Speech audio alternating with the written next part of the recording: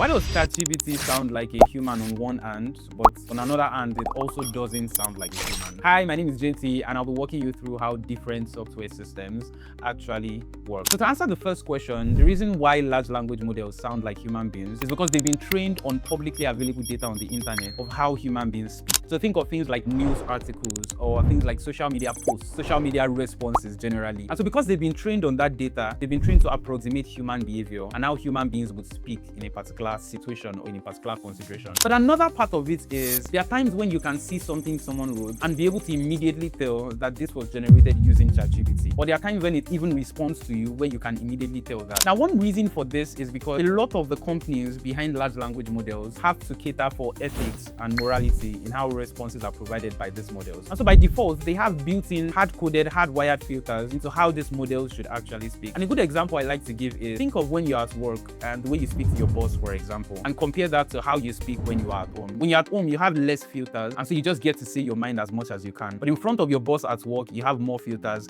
and so you eventually end up saying a lot of corporate jargons like, we'll circle back to this or we'll come around. And so think of that in how large language models work. Because they serve a lot of the world's population, they have to account for different ethical nuances, but also different conversational styles. And what ends up then happening is they sound like robots. And so you're able to immediately tell that things that were generated by them were generated by a large language model. Although there are ways that you could go around this in how you tell it to talk or in the tone you tell it to use, you find out eventually that they still end up sounding like robots because they are literally hardwired that way so that they can meet the needs of everyone in the world. Follow me for more.